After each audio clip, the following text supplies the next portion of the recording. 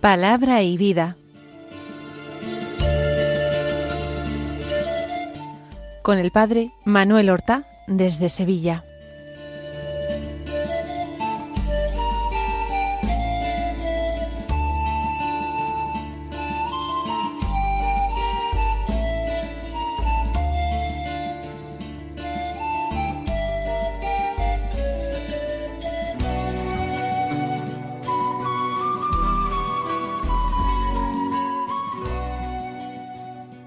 En el nombre del Padre, y del Hijo, y del Espíritu Santo. Amén. Alabados sean Jesús y María. Muy buenos días, queridos amigos, oyentes de Radio María y seguidores del programa Palabra y Vida. Hoy es el lunes de la 24ª semana del tiempo ordinario. Este lunes es 15 de septiembre. Este 15 de septiembre nos trae la memoria de la bienaventurada Virgen María de los Dolores, esa que al pie de la cruz dio un nuevo sí a el llamamiento que se le hizo, una vocación para convertirse no ya en madre del Mesías, que lo era, sino en madre de todos los discípulos de su Hijo, ejerciendo una maternidad espiritual, pero real, al pie de la cruz, aunque sea sin palabras, con su presencia, con sus lágrimas, con su mirada que no apartó un instante del rostro divino de su Hijo que agonizaba. Ella aceptó ser mi madre. Le costó muchísimo convertirse en madre nuestra, pero nosotros ahora podemos aprovecharnos de ese sí, podemos pedirle con audacia, con confianza y con amor: muéstrate como madre nuestra, demuestra que lo eres, ayúdanos, auxílianos, haznos caso. ¿Qué madre dejaría de escuchar las súplicas de sus hijos necesitados? Pues esto es lo que hoy celebramos, la Virgen de los Dolores. Vamos a escuchar ahora la palabra de Dios que se proclama en el día de hoy. La categoría litúrgica de la celebración es memoria obligatoria. Como primera lectura se puede elegir entre una propia de la memoria, tomada de la carta a los Hebreos, capítulo 5, o bien podemos tomar la primera lectura propia del día de hoy. El Evangelio necesariamente ha de ser el propio de la memoria. Por eso vamos a tomar nosotros esta segunda posibilidad, vamos a tomar la decisión de tomar lo que es más propio de la memoria de la Virgen Dolorosa, que es el Evangelio. Pero si para nuestra meditación de hoy tomamos el Evangelio, de nuevo se nos ofrece una doble posibilidad, porque se puede elegir el texto más común del Evangelio de San Juan, capítulo 19, versículos 25 al 27, que contiene esa palabra de Jesús en la cruz, dirigida a su madre: mujer, ahí tienes a tu hijo, y luego la palabra dirigida al discípulo amado: ahí tienes a tu madre. Pero hay una segunda posibilidad del Evangelio, y este Evangelio sería el de San Lucas, capítulo 2, versículos 33 al 35. Nos muestra todavía en los Evangelios de la infancia, en San Lucas, cómo nuestra Madre la Virgen comienza ya su camino de dolores. Pues vamos a tomar como materia de nuestra meditación este segundo Evangelio, que dice así: en aquel tiempo el padre y la madre de Jesús estaban admirados por lo que se decía del niño. Simeón los bendijo y dijo a María su madre: Este ha sido puesto para que muchos en Israel caigan y se levanten. Será como un signo de contradicción, y a ti misma una espada te traspasará el alma, para que se pongan de manifiesto los pensamientos de muchos corazones. Vamos a recordar el contexto de este Evangelio. Se trata del episodio de la presentación del niño Jesús en el templo. Recordemos cómo la ley de Moisés mandaba que todos los primogénitos varones fueran presentados, ofrecidos al Señor en el templo de Jerusalén a los 40 días de su nacimiento, y que se ofreciera un sacrificio como rescate de la vida de ese primogénito varón. Al mismo tiempo, la madre aprovechaba para someterse a un rito de purificación ritual por haber dado a luz. José y María fueron obedientes a la ley de Moisés y efectivamente marcharon de Belén a Jerusalén, llevando la ofrenda de los pobres, que era 2 palomas o 2 tórtolas, como rescate por su hijo Jesús, que era presentado y ofrecido al Señor. Allí aparece la figura entrañable del anciano Simeón. Como curiosidad simplemente para las personas que han visitado en alguna ocasión Croacia, este país de los Balcanes, en una de sus ciudades más importantes, Zadar, allí en una iglesia se conserva el cuerpo del anciano Simeón. Y curiosamente las personas que veneran esta reliquia observan con un cierto espanto que al cuerpo, que está momificado propiamente, le faltan los ojos. Y parece, así al menos me lo dijeron, que el rey Felipe II de España, cuando construye el monasterio de San Lorenzo del Escorial, quiere, por supuesto, hacer allí una importantísima colección de reliquias. Y entonces, conociendo que en aquella ciudad se conservaba el cuerpo del anciano Simeón, pidió que le fuera transferida al Escorial la parte del cuerpo que él consideraba más importante, que eran los ojos de los que el mismo Simeón, en ese cántico que nosotros llamamos Nunc Dimittis, y que la Iglesia recita todos los días antes de entregarse al descanso nocturno: ahora, Señor, según tu promesa, puedes dejar a tu siervo irse en paz, porque mis ojos han visto a tu Salvador, a quien has presentado ante todos los pueblos, luz para alumbrar a las naciones y gloria de tu pueblo Israel. Así pues, Simeón dice, hablando a Dios, orando a Dios: mis ojos han visto a tu Salvador.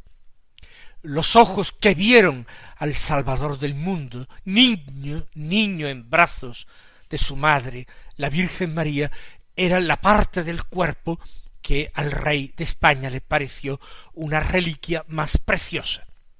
Y por eso los restos del cuerpo que se conservan en Zadar, en Croacia, están privados de los ojos, que se transfirieron al monasterio del Escorial. Pero aparte de esta pequeña anécdota, me han perdonado ustedes la digresión que yo he hecho. Después de esta alabanza a Dios, de esta oración a Dios, de esta acción de gracias, ya he terminado el curso de mi vida, ya ha cumplido Dios la promesa que esperaba yo, ahora ya puedo ir a descansar. ¿Por qué? Porque he visto al Salvador del mundo. Ahora Simeón se dirige a María, se dirige a José y a María, a ambos, y los bendice, porque Dios le ha mandado bendecir a aquellos santísimos esposos, a María la Madre de Dios y a José. María, dice, estaba admirada. El padre se refiere a José, y María estaban admirados por esto que decía Simeón: luz para alumbrar a las naciones es su hijo, gloria de su pueblo Israel es su hijo. Estaban admirados, pero Simeón los bendice y ahora profetiza. Le dice a María su madre: este niño ha sido puesto para que muchos en Israel caigan y se levanten. ¿Y esto qué quiere decir? Pues que este niño, un día, cuando se haga mayor, se convertirá en el definitivo, único, supremo criterio para los hombres. Aceptar o rechazar la salvación de Dios consistirá en aceptar o rechazar a Cristo, al niño Jesús. Por eso muchos van a levantarse de la postración en que se encontraban por sus pecados, por sus miserias, por su naturaleza caída. Pero otros, en cambio, caerán. Este niño será como una piedra de tropiezo para ellos. Él será piedra angular, pero muchos, por rechazar la piedra angular, tendrán que ver cómo todo el edificio se les viene encima y los aplasta. Privado de la piedra angular no hay salvación. Sin Cristo no hay salvación. Él es el único camino, el único para ir a Dios. Él es la única verdad, porque no hay muchas verdades, sino una sola, la verdad de Dios. Y Él es la verdadera y única vida, la vida que es para siempre, la vida feliz, la vida en Dios, la que sólo puede otorgar, conceder Dios. Por eso este niño ha sido puesto para que muchos en Israel caigan y se levanten. Cierto, nosotros escuchábamos en el Evangelio de ayer que Jesús no ha sido enviado por Dios para juzgar al mundo, sino para salvar al mundo, para que el mundo se salve por él. Pero por supuesto el mundo se salva por él si lo acepta. Si acepta esa salvación, si acepta esa verdad, si acepta entrar por ese camino, si quiere recibir la vida que les trae el Hijo del Hombre, el Hijo de María. Muchos en Israel caerán y se levantarán. Y añade, será como un signo de contradicción. Esta es la nueva traducción litúrgica, la traducción de la Biblia auspiciada y promovida por la Conferencia Episcopal que tenemos desde hace algunos años. La antigua traducción decía: este será como una bandera, como un signo de contradicción, como una bandera discutida. Es decir, muchos se van a separar, van a tomar posiciones. Inevitablemente las tienen que tomar, por Cristo o contra Cristo. Recuerden ustedes aquel interesante comentario que hace el cuarto evangelista, San Juan, en el capítulo 11, después de narrar el estupendo milagro de Jesús de la resurrección de Lázaro. Cuando vieron aquel prodigio, la resurrección de un muerto que llevaba ya 4 días en el sepulcro, muchos quedaron entusiasmados, muchos dijeron: este es el profeta que tenía que venir al mundo, este es el Mesías, creyeron en Jesús.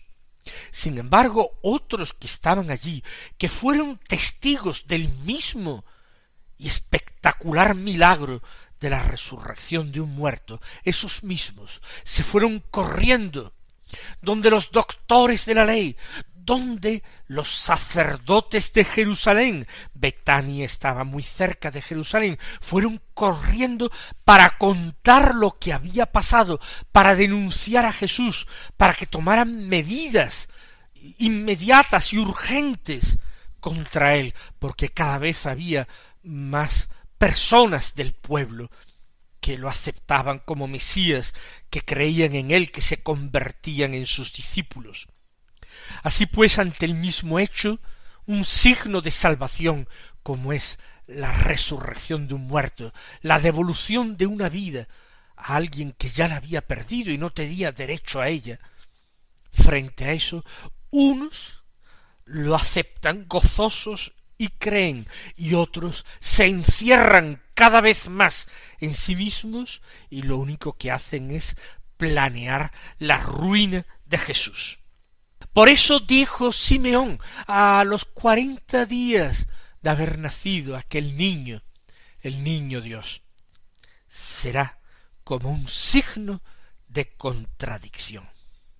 Y ahora la última parte de la profecía directamente, no en relación al niño, no para hablar del niño, sino para hablar de la madre. A ti misma, le dice, una espada te traspasará el alma. No podía en aquel momento entender, comprender la Santísima Virgen todo el alcance de aquellas palabras. Aquello lo dice Simeón inspirado por Dios, es una palabra que Dios pone en sus labios para que la pronuncie. El mismo Simeón tampoco entendería plenamente el alcance de su profecía. Sin embargo, nosotros vemos en estas palabras el cumplimiento de lo que hoy celebramos. Nuestra Madre, la Virgen de los Dolores, la Virgen dolorosa. Una espada te traspasará el alma. Y Simeón profetiza que la Madre estará presente en el momento de la muerte en cruz de su Hijo. Que la Madre padecerá atroces dolores, incruentos, sin derramamiento de sangre, al pie de la cruz de su Hijo. Y que si una lanza traspasó el costado de su Hijo y perforó el corazón, haciendo que de él, como de fuente de salvación, manaran la sangre y el agua, también el corazón de María místicamente fuera traspasado también por una espada de dolor. Nadie lo vio realmente, fue un fenómeno interior, pero aquello tuvo que constituir un dolor atroz y sin comparación. Por eso la liturgia de la Iglesia le aplica a María aquellas palabras del profeta Jeremías. Mirad todos los que pasáis, si hay dolor semejante a mi dolor. A ti mismo una espada te traspasará el alma. Lo que se anuncia es gozoso y venturoso para el Hijo, lo mismo que el arcángel Gabriel lo había dicho. Este niño será grande, va a heredar el trono de David, su padre, su antepasado, va a reinar sobre la casa de Jacob para siempre, su reino no tendrá fin. Y sin embargo, ahora se le está prediciendo a la madre dolor y traspaso. Se está hablando del niño como signo de contradicción, alma traspasada de dolor. Pero eso que se anuncia, el alma de María, su corazón purísimo e inmaculado, traspasado de dolor, tendrá una utilidad extraordinaria. Será para nosotros también como el corazón de Cristo, manantial del agua y la sangre, el corazón de María, que es la representación física y visible de su alma traspasada, también será fuente de salvación para nosotros. ¿Por qué? porque la espada te traspasará el alma para que se pongan de manifiesto los pensamientos de muchos corazones. Ya hemos dicho con frecuencia en este programa nuestro cómo lo que se afirma de Jesús se puede afirmar de una manera secundaria, a veces figurada, de María. Decimos que Cristo Jesús es el buen pastor y proclamamos a María también como pastora de nuestras almas. Decimos que Cristo, él lo afirma así en el Evangelio, es la puerta de las ovejas, pero llamamos a María en las letanías lauretanas Janua Coeli, puerta del cielo. Cristo Jesús es camino, el único camino para ir a Dios, pero para ir a Jesús no hay mejor camino que María. Y por eso el Hijo en la cruz agonizando le dijo al discípulo amado, en el que estábamos todos representados, porque todos somos discípulos amados, él le dijo, ahí tienes a tu madre. Y le reveló algo extraordinario, para seguir buscándole y encontrándole a él, que agonizaba, que iba a expirar, que acudiese a la madre que era también suya, que no la dejara, no por bien de su madre, que iba a ser cuidada por arcángeles, de los que era reina, sino por bien del discípulo. Ahí tienes a tu madre. Aprovéchate de tener una madre como María. Así pues, la espada que traspasa el alma de María servirá para que se pongan de manifiesto los pensamientos de muchos corazones. Verdaderamente la aceptación de la Madre de Dios, la aceptación de la palabra de Cristo, cuando nos dijo en la cruz, ahí tienes a tu madre, o el rechazo de esa palabra de Jesús en la cruz, importantísima, definitiva, una palabra de verdad antes de expirar. La aceptación o el rechazo de esta palabra pone de manifiesto los sentimientos de muchos corazones. La devoción a María es signo segurísimo de predestinación a la vida y a la gloria, porque quien la toma como madre puede estar seguro de que ella no lo abandonará jamás, jamás, y mucho menos en el momento de la muerte, para acompañarlo en ese terrible paso que todos tendremos que dar un día desde este mundo a la eternidad.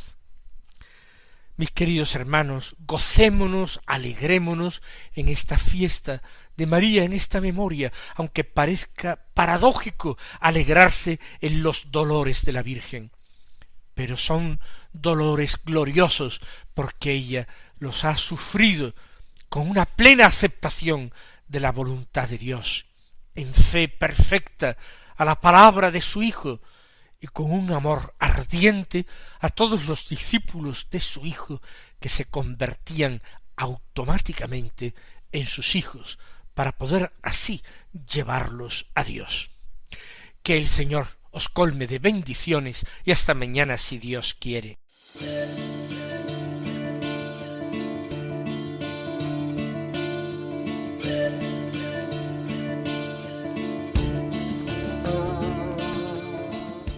Han escuchado en Radio María Palabra y Vida,